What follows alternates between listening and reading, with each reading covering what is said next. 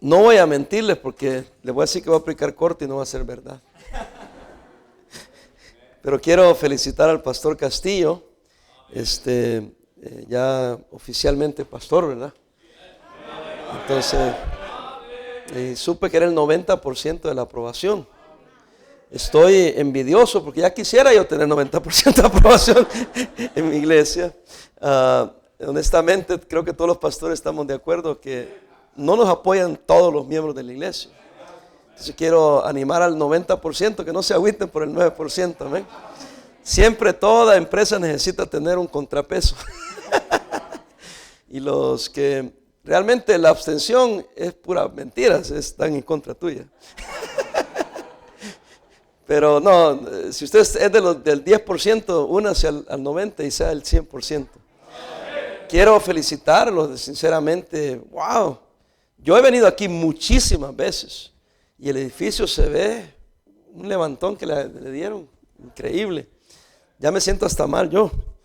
Entonces quiero agradecer a todos los hermanos que han apoyado, han ayudado.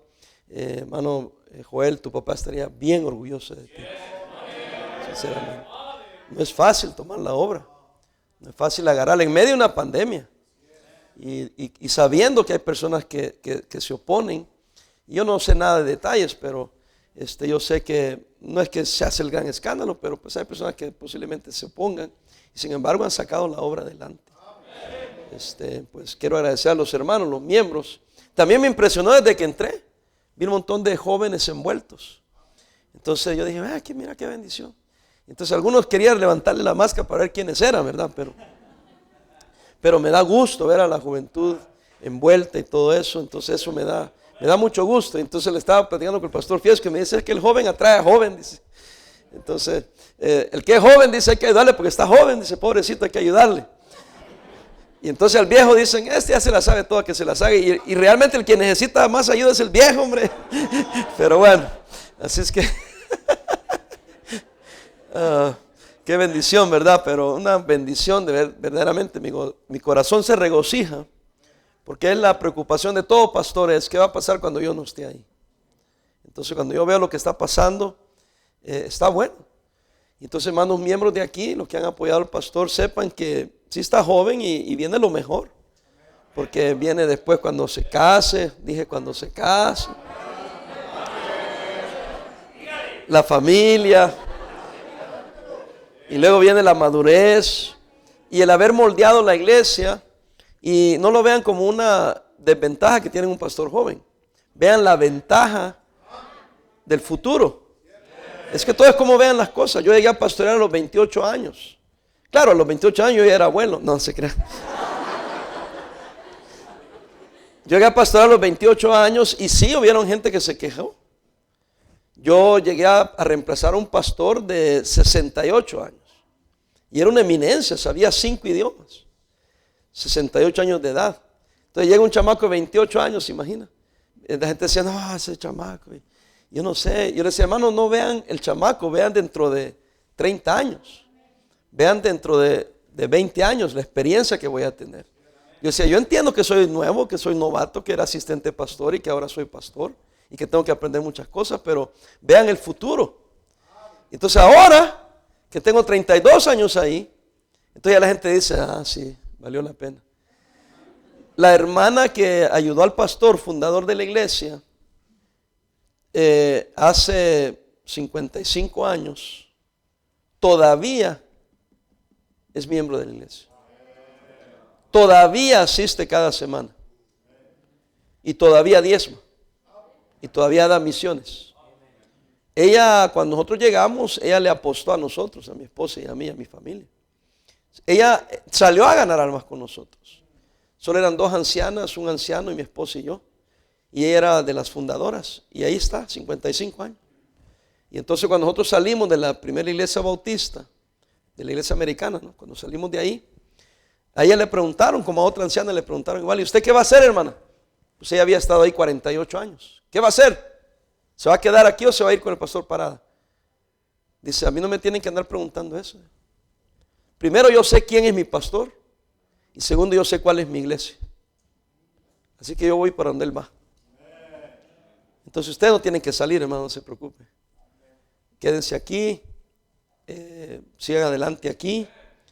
Los que tienen familias jóvenes, que tienen niños pequeños, esto va para algo bueno. Esto va para bien. Amén. Esto no va para mal, esto va para bien. Y obviamente no se sienta mal con hablar del futuro y hablar de que las cosas están bien. Si alguien fue un gran amigo del pastor Castillo, soy yo. Y yo le estoy diciendo, con mucho respeto al pastor y a su esposa, que las cosas yo las veo bien. No voy a decir que van mejor por no faltar el respeto, pero podría decirlo. Están bien. O sea, el pastor Castillo hizo un buen trabajo. No fundando la iglesia y corriendo la iglesia, sino criando a un joven. Termino aquí porque ese no es el mensaje. Pero estoy tratando de ver cómo me da una buena ofrenda, ¿no? Hay que ganar puntos, amén. Alguien me enseñó esto. Es más importante lo que eres que lo que haces. Tenemos que quitar el pragmatismo de que le damos validez al que hace. No, sepamos valorar personas. Entonces, si el pastor Castillo se preocupa de su persona, de ser la persona que debe de ser, de servir a Dios como debe servirle, entonces Dios lo va a usar. Que no sabe esto, que no sabe, que no tiene experiencia. La experiencia se obtiene. La experiencia viene con hacerlo. Hermanos, si solo agarráramos de experiencia, ¿quién trabajara? Alguien tiene que estar en un nivel en inglés le llaman entry level. El nivel de entrada. O sea, eso en toda empresa es así. Entonces, si solo agarraran personas que tienen experiencia, pues nadie trabajaría. Todos estos jóvenes nadie trabajaría. Un recién graduado de la universidad no encontraría trabajo nunca. Alguien le da una oportunidad. Entonces va creciendo con el trabajo. Entonces así crecí yo con la iglesia. Yo agarré una iglesia de 30 personas. Y de 30 estaba que no me querían. Entonces el porcentaje no era muy grande los que me querían. Ni la cantidad de gente. Y entonces, pero fuimos creciendo. Y ahora la iglesia está llena de familias jóvenes. Porque pues como yo era joven, atraía jóvenes. Y después esos jóvenes tuvieron hijos y ahora los hijos de ellos están teniendo hijos. Entonces la iglesia es una iglesia saludable, bien balanceada con los mayores, con los de media edad, con los jóvenes. Y porque yo tengo 32 años ahí. Entonces, ¿para qué quieren traer un viejo de 60 años que les dure 15? ¿Qué? Porque tiene experiencia. ¿Y quién es el viejo de 60 años? Yo. Si yo viniera, yo soy un chivo viejo. Y decía el pastor Hernán Cortés, no le puedes enseñar trucos nuevos a perro viejo. Entonces viene con sus propias ondas y pues ya así, aquí, ustedes lo hacían así, pero yo se lo voy a hacer así, a mí que me importa. Y en lugar a veces de edificar, destruye la iglesia. Pero cuando viene alguien que no está maleado todavía, se va a malear, pero en el futuro, va como era la iglesia, como estaba la iglesia, va tratando de hacer los cambios poco a poco y los líderes que eran líderes no están siendo líderes. Entonces eso le conviene a la iglesia para mientras viene el tiempo donde él ya toma su propia personalidad. Y se puede ver su propia personalidad. Ahorita ya me siento yo que, yes, sir. Siéntate aquí. Ok, está bien, cálmate. Y no te vayas hasta que te pongan el micrófono. Ok. Y así, ¿verdad? Pero se ve que hay una super organización, ¿verdad? Bueno, pero nosotros somos expertos en desorganizar. 2 Timoteo 1. Así que ánimo, hermanos, ánimo. Hemos orado por ustedes y Dios está bendiciendo. Sinceramente, casi no hablo con el pastor, no he hablado realmente con él. He tratado de no tener mucha injerencia en los asuntos de la iglesia local. Y si él busca apoyo, no sé, conmigo no ha sido, ¿verdad? Porque quizás yo le hubiera dado otra. Pero bueno, y yo no doy consejo que no se me pregunta. Oramos y si me pregunta, pues doy consejo, pero hemos orado y pedido al Señor que el Señor haga la obra. Pero bueno, damos gracias al Señor. Bueno, 2 Timoteo 1, 8 al 12. ¿Estamos? Yo leo el 8, todos el 9 y así yo el 10, todos el 11 y 12.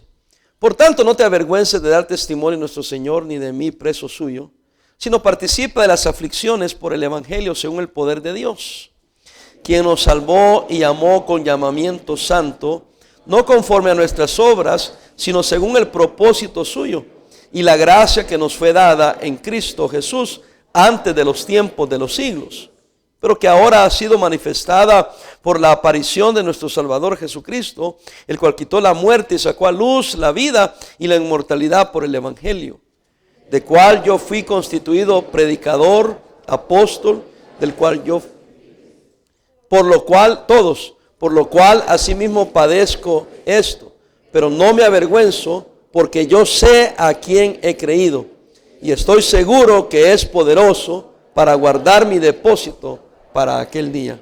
Padre, bendice la lectura de tu palabra y bendice la predicación. En el nombre de Cristo, amén. Tomen asiento, hermanos.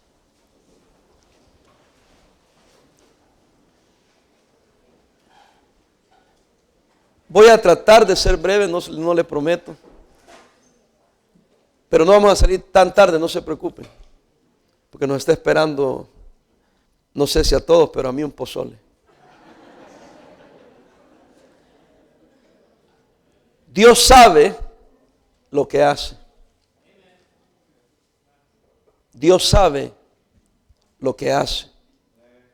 No debemos preguntarnos por qué suceden las cosas, sino que tenemos que preguntarnos para qué suceden las cosas.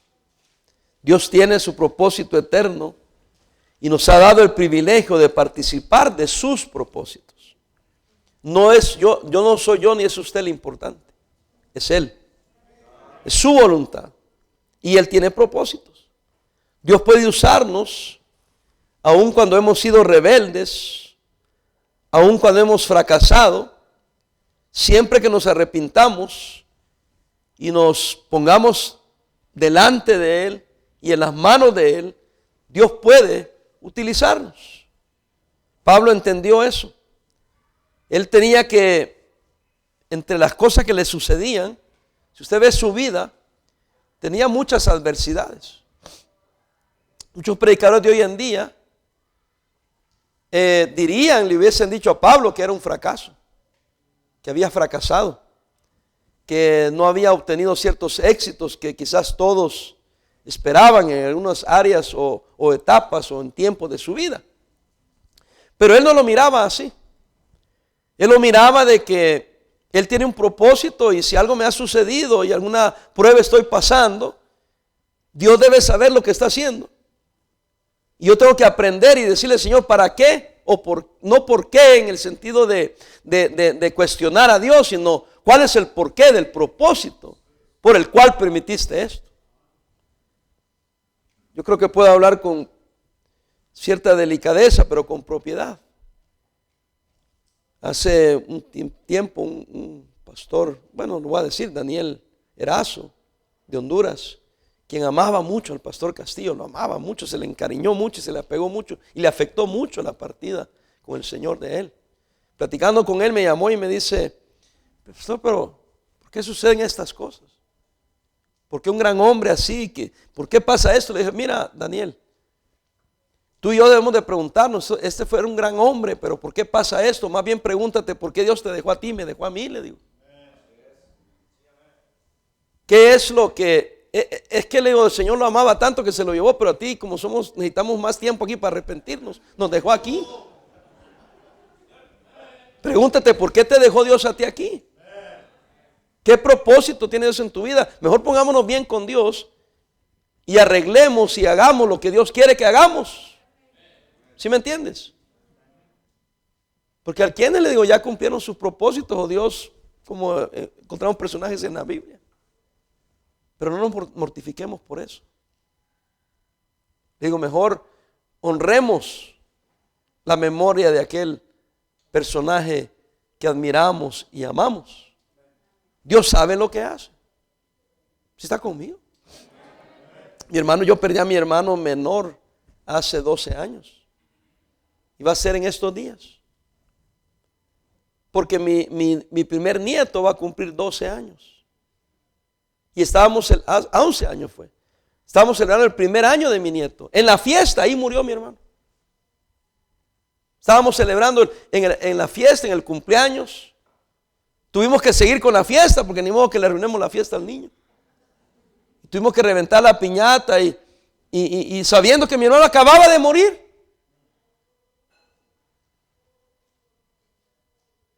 En la iglesia. Porque íbamos a hacerlo en el parque, pero sin una gran tormenta y nos fuimos para el salón de cenas y ahí falleció. En presencia de mi mamá, de mi familia, las amistades, todos los parientes que habían venido. Es algo horrible. Señor, ¿y por qué pasa esto? O le pregunto, Señor, ¿tú sabes lo que haces? Tú tienes un propósito, tenías un propósito. Dios sabe lo que hace. Pero Pablo nos deja de saber que a pesar de las pruebas, a pesar de las dificultades, tengamos fe de que Dios tiene un propósito. Y Él nos recuerda de 3 llamados que tenemos nosotros. Que a pesar de la prueba, a pesar de la dificultad, sigue adelante con ese llamado. Sigue haciendo lo que Dios te ha llamado a hacer. ¿Alguien está aquí conmigo? ¿Y cuál es el primer llamado? Somos llamados a participar de los sufrimientos.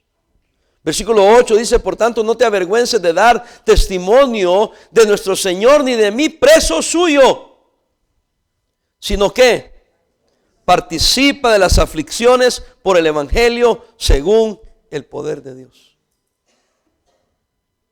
Mire, Pablo le está escribiendo a Timoteo porque habían unas deficiencias en la vida de Timoteo. Obviamente se avergonzaba de Pablo.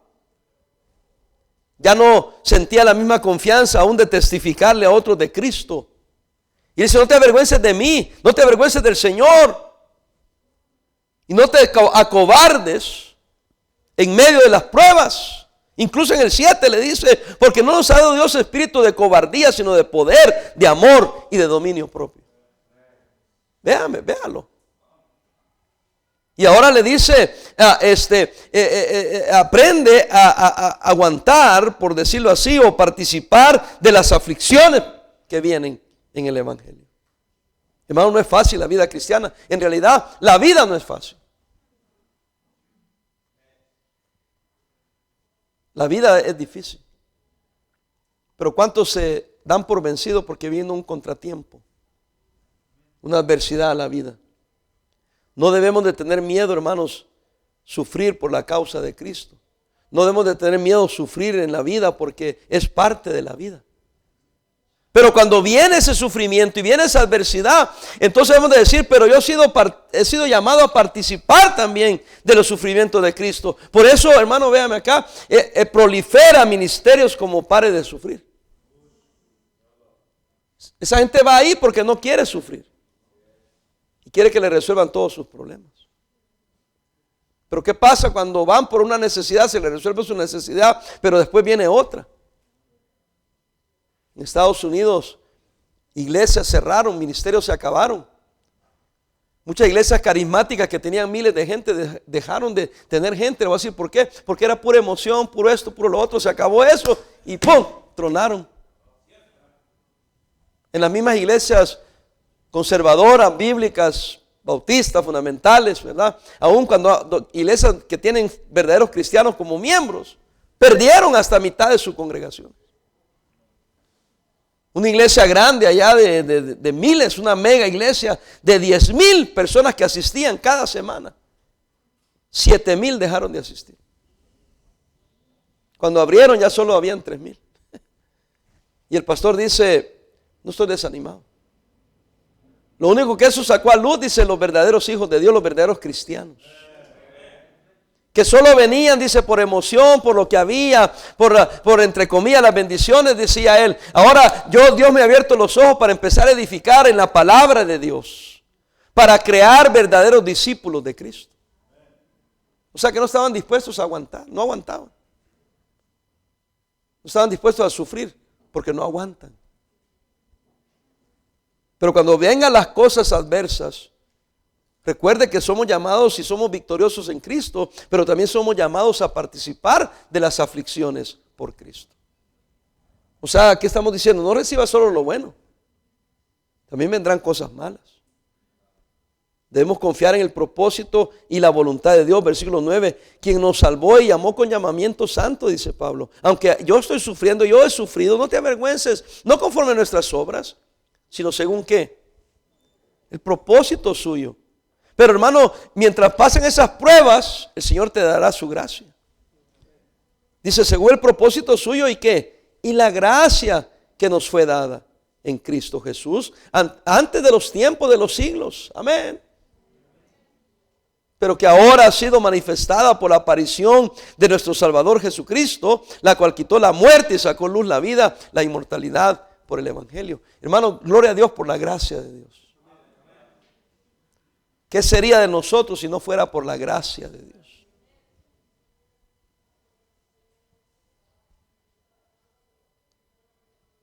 Como le digo, mi propia mamá, en esa tragedia que murió mi hermano, yo le doy gracias a Dios que mi mamá estaba presente. ¿Por qué está de gracias a Dios que estaba presente? ¿Qué no le duele que le haya dolido a su mamá ver a su hijo morir? Hermano, el darle la noticia que había muerto, no, ¿cómo? No tuvimos que dársela. Ella estaba presenciando los acontecimientos. Debió haber sido bastante duro para ella. ¿Me explico? No puedo ni imaginarme qué tan duro fue para ella. Pero ahí está la señora.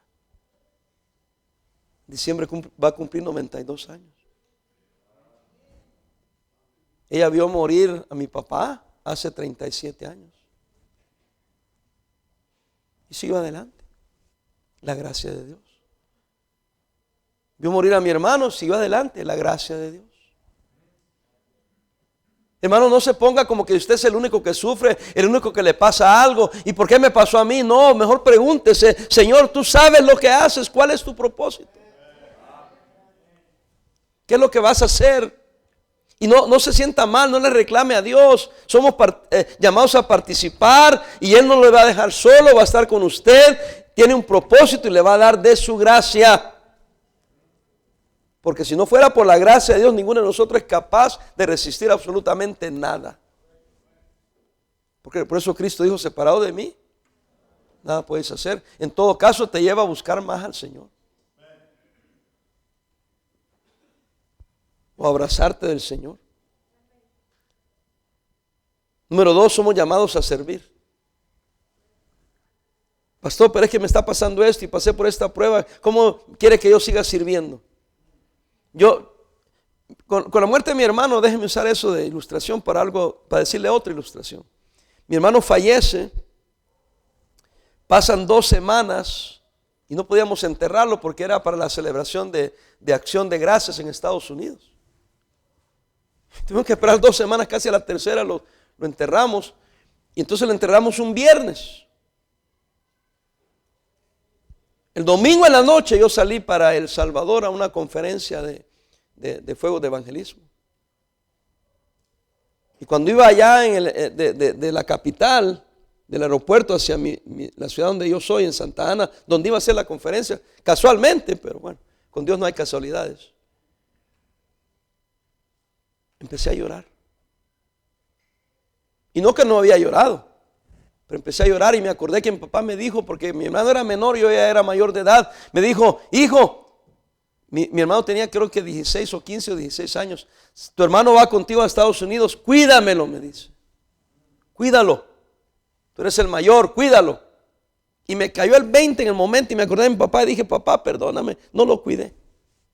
Aunque yo no tenía control de lo que pasó, pero sentía, me lo llevé papá y no lo traigo.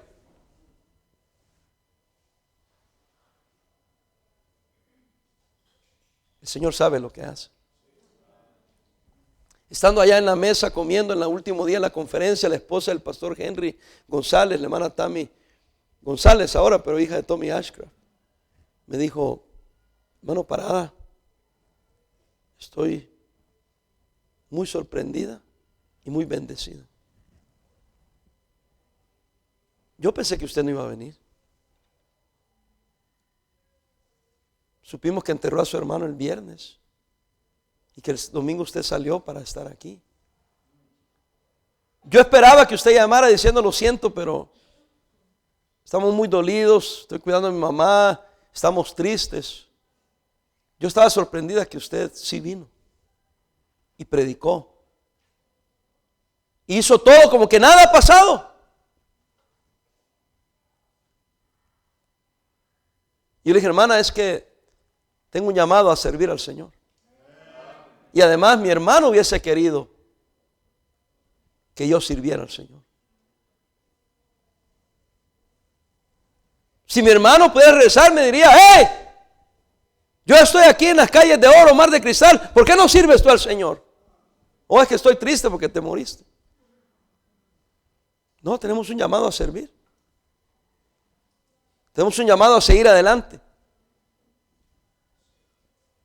Tenemos un llamado a terminar y cumplir el propósito de Dios en nuestras vidas. Yo no sé cuántos de los miembros están aquí, pero si usted es miembro de aquí, usted servía, ahora ya no sirve, es tiempo de regresar a servir. Porque usted tiene un llamado del Señor a servir. O es que yo servía con el pastor Víctor Castillo. No, usted sirve al Señor. Y si el pastor regresara, le diría, hey, ¿qué te pasa a ti? Y aquellos que decían que eran miembros fieles y aquí, pastor, a la vida, van, pastor, ¿dónde están? Sigan sirviendo. Es que yo le iba al pastor Castillo, entonces vente y ponte las pilas y ponte a servir. ¿Sí me entiende o no me entiende? Tenemos un llamado a servir.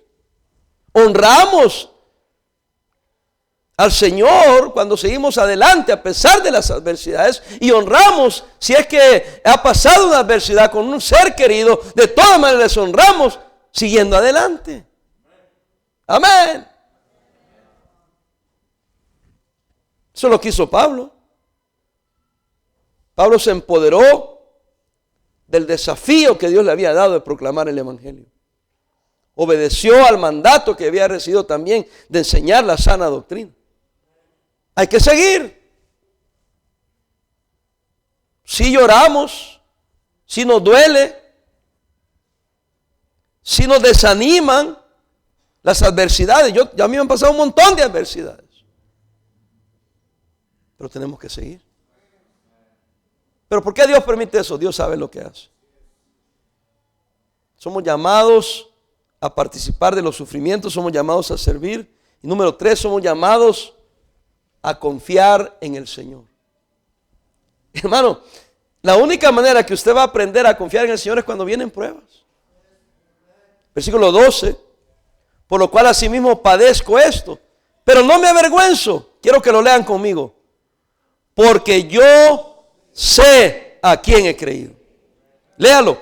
Y estoy seguro que es poderoso para guardar mi depósito para aquel día. ¿Usted ve alguna inseguridad en el apóstol?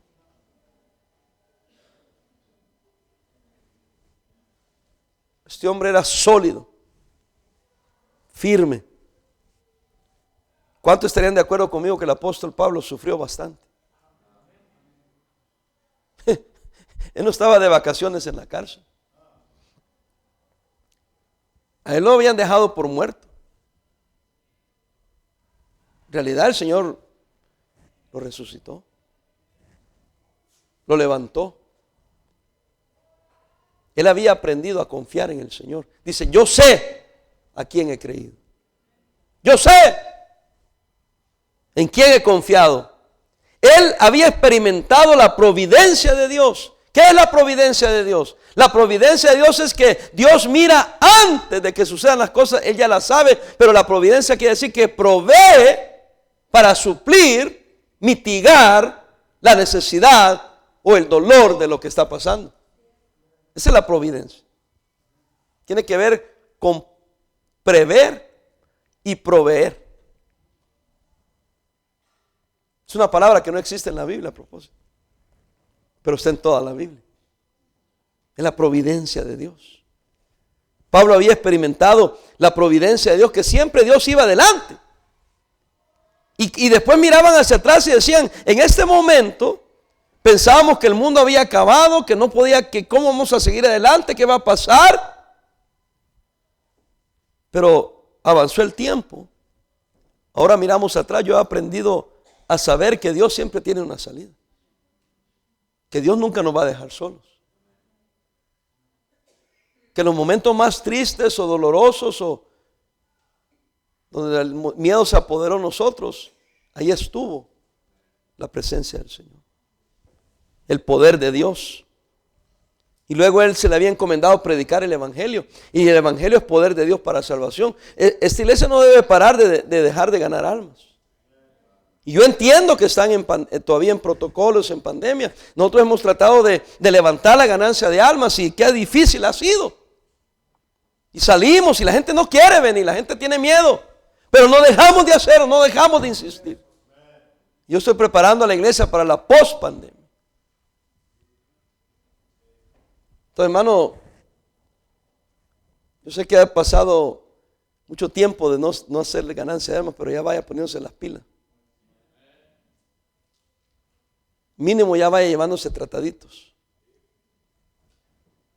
Mínimo ya vaya a sus conocidos dándole una literatura, preparando el terreno, usted sacudiéndose el hielo que tiene. Y no lo estoy diciendo para burlarme, sino porque no hemos estado activos. Nosotros, eso fue lo que más nos detuvo, la ganancia de almas.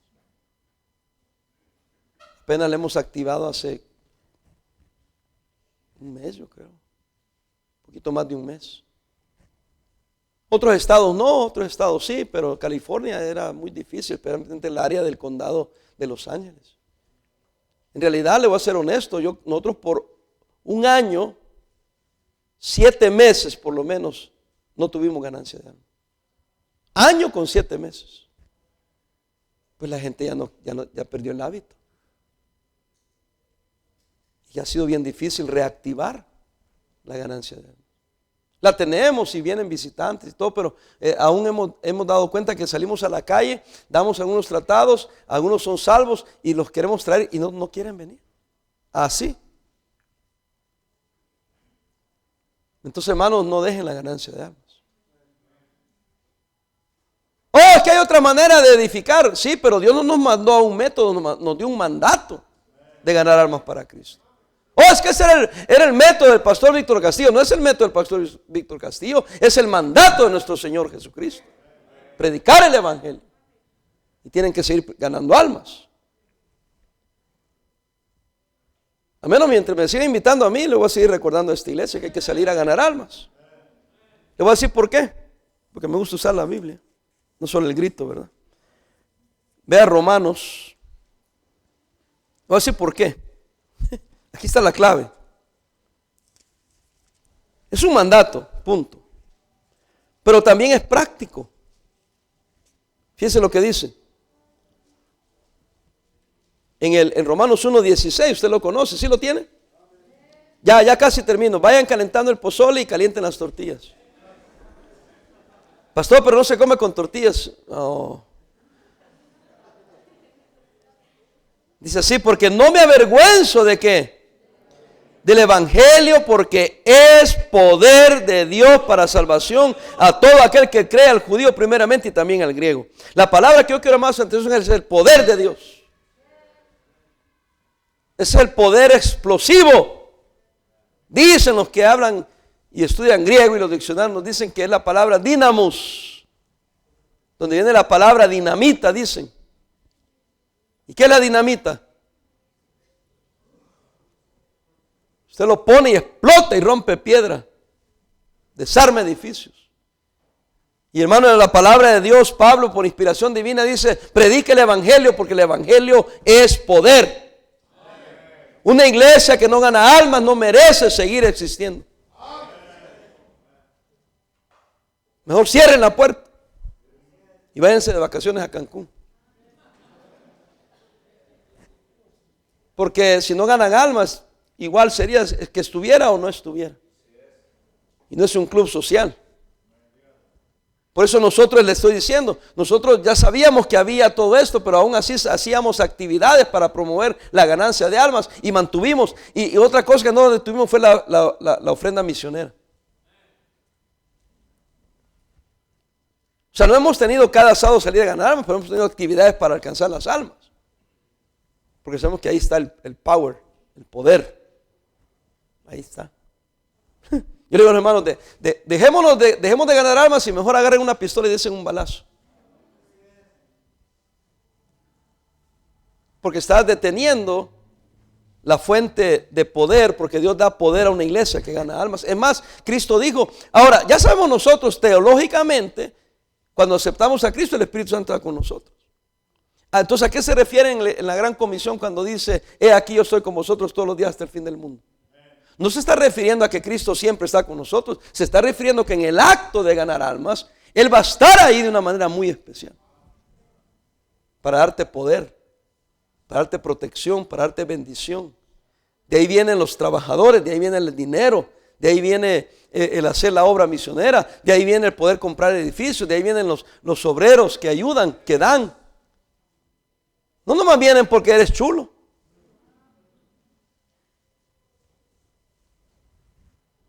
Oh, pastor, es que nosotros tenemos otro énfasis. Nuestro énfasis es el discipulado. Y yo les pregunto, si no ganan almas, ¿a quién discipulan? ¿Al mismo diácono? Que todo mundo ni aprende nada en 20 años que tiene.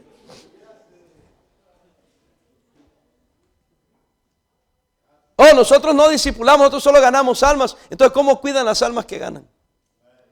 No voy a discutir por semántica, por palabra, pero tiene que cuidarse el recién convertido. Tiene que dársele seguimiento. Pero si no tienes a quién ganas, ¿a quién le vas a dar seguimiento? Por eso la misma persona está haciendo siempre lo mismo. No hay otro nuevo, no hay otro que se agregue, no hay otro que ayude, porque no estamos saliendo a buscar las almas. Siento que estoy predicando contra la Virgen María en la catedral. En la catedral de Santa Ana, en mi país.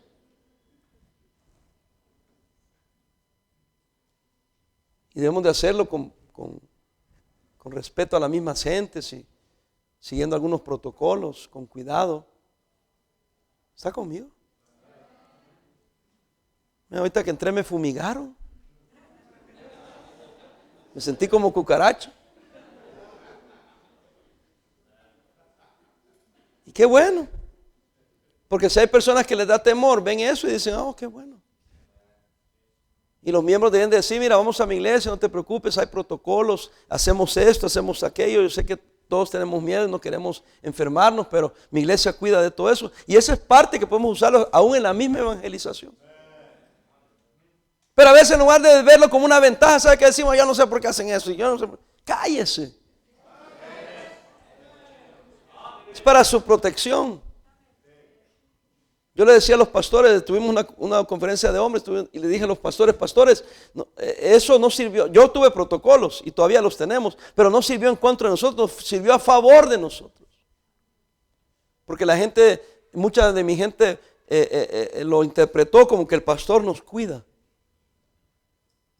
El pastor se preocupa de nosotros. Porque no quiere que nos contagiemos, que nos muramos, que nos enfermemos. Y también, hermano, imagínense que en la comunidad se riega la voz de que en la iglesia, primera iglesia bautista de Texcoco, vas ahí y te mueres. ¿Quién va a querer venir?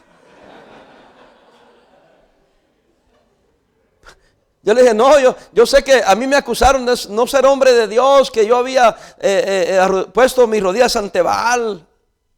Baal era el César, que era el gobierno. Dije, no, lo que pasa es que yo tengo una comunidad que alcanzar. Y no me puedo dar el lujo de tener una mala reputación. Y seguimos ganando almas, seguimos testificando. Y hay que mantener el testimonio en la comunidad. ¿Sí me entiende? Dios tiene su propósito. E invita a los creyentes a participar en el mismo. Él quiere que guardemos sus mandamientos y nos entreguemos a Él. Pablo dice, Él es poderoso para guardar mi depósito. ¿Para cuándo? Aquel día.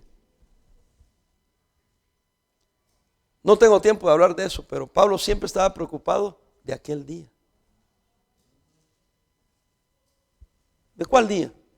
El día que usted y yo, hermanos, estemos en la presencia del Señor. Y, aunque usted sea cristiano, le va a dar cuenta al Señor. Yo no sé que algunos viven como que si ya estuvo, ya la libré, dicen.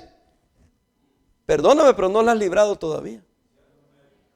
¿Qué no dicen ustedes que la seguridad de la salvación? Claro que tenemos seguridad de la salvación, pero Dios nos va a juzgar según nuestras obras, sean buenas o sean malas también.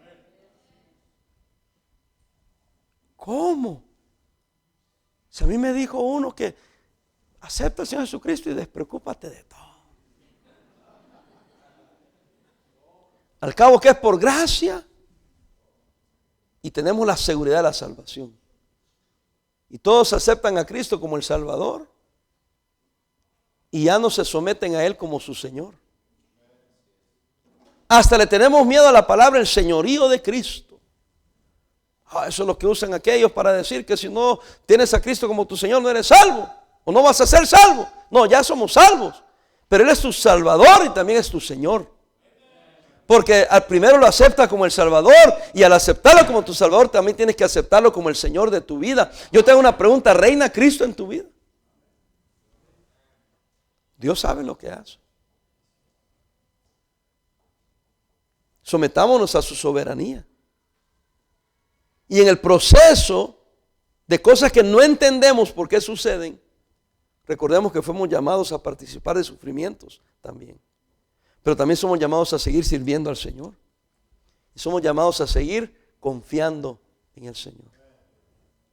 A través de las pruebas que he pasado yo, he aprendido una cosa, confiar más en el Señor. Acercarme más a Él. No soy masoquista, no ando buscando pruebas. Pero cuando vienen, es cuando más me acerco a Él. ¿Sabe qué hace eso? Prepararme para la siguiente. Yo quisiera decirle, hermanos, miren, haga esto, esto y esto y nunca va a tener pruebas. No, hermanos. Hasta que esto no se acabe, no se ha acabado nada. Pruebas van a venir. Situaciones adversas van a llegar a su vida. Pero acuérdese que hay un Dios en el cielo que no lo va a dejar solo jamás. Y que Él sabe lo que hace. Entonces sigamos adelante. Sigamos sirviendo. Y eso lo pongo en el contexto también de la pandemia y cualquier adversidad personal que usted haya tenido. Siga adelante. Cualquier quebranto de corazón, siga adelante. Y no es que seamos insensibles a su dolor, a su sufrimiento. Todos hemos sufrido aquí. Pablo no estaba diciendo estas palabras a Timoteo porque no había sufrido. De hecho, él estaba en medio de sufrimientos. Pero él también dice ahí al final de la segunda de Timoteo, he peleado la buena batalla. He acabado la carrera. He guardado la fe. Y después ahí en el versículo 8 nos vuelve a recordar que el Señor le va a dar una corona de justicia. Y no solo a mí, sino a quienes. A todos los que aman que su venida. ¿Y cuándo se la dará? En aquel día. Porque ese día viene. Y usted no podrá decirles que el pastor Joel Castillo, es que el hermano fulano, es que la hermana. Ven para acá, chiquito. Yo sé que sufriste. Yo sé que pasaste adversidad. Yo sé que no estabas de acuerdo. Yo sé que tal cosa.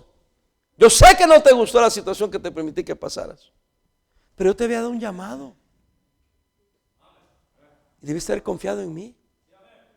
Yo tenía un propósito. Yo no le voy a especular qué más le va a decir el Señor. Solo estoy especulando porque es claro que vas a estar en la presencia del Señor. No para salvación, pero para recompensas. Porque es interesante que dice que ahí va a Él limpiar nuestras lágrimas. Bueno, si voy a ser salvo, ¿por qué voy a estar llorando porque soy salvo? No, porque te va a dar vergüenza, hermano, de las cosas que pudiste haber hecho por el Señor y no las hiciste. Mi papá murió hace 37 años y yo hago cosas y sigo adelante porque yo sé que un día estaré con el Señor y no quiero que mi papá me diga, a ver, venga para acá. ¿Por qué no sigue adelante? ¿Por qué no hiciste correcto? No, pues que no. Es que me dolió mucho, papá, que usted no estaba ahí. Y me daba sentimiento. Pues con más razón, hijo. Con más razón. Oh, es que alguien me criticó, papá. No, Señor. Me criticaron. Es que a alguien le caía mal. Es que alguien me quiso hacer daño. Fue el apóstol Pablo que nos recordó que no dejemos que una raíz de amargura nos detenga. Que crezca para destruirte a ti mismo y contamine a otros. Ayer predicaba a la iglesia sobre un tal Alejandro que le había causado al apóstol Pablo muchos males, dice. Y le dijo a Timoteo, y ten cuidado de él, dice, que si no me respetó a mí, te lo va a causar a ti. Yo le dije a la iglesia ayer, no te equivoques. Los que fueron malos con aquel, no te acerques mucho porque te van a hacer daño a ti también. Pero si alguien te hizo mal, no te amargues por eso. El apóstol Pablo 2 veces dice, el Señor les pague. Que el Señor les pague. Y después dijo la segunda vez, que no les sea tomado en cuenta. ¿Sabe qué estaba diciendo él? Fueron malos, malvados, pero no me voy a desquitar yo, que Dios les pague. Y cuando le hicieron más mal, que no les sea tomado en cuenta, ni yo le voy a tomar en cuenta, porque me voy a amargar yo. Y al final ellos ni van a sufrir lo que les corresponde, pero yo también voy a sufrir por haber tomado demasiado seriedad y no haber seguido adelante haciendo lo que yo debía haber hecho. Y permití que una raíz de amargura hiciera nido en mi mente, en mi corazón. Y a quien afectó fue a mí. John Wilkerson dice así: cuando tú te llenas de amargura y no haces lo que debes de hacer, es como agarrar una botella con veneno y decir así: estoy bien amargado contra ti, muérete, muérete. Y tomar más veneno. ¿Quién se está haciendo daño? Yo mismo. Dios sabe lo que hace. Confía en Él. Oremos. Puestos en pie, hermanos, el altar está abierto. Confía en Él. Confía en Él.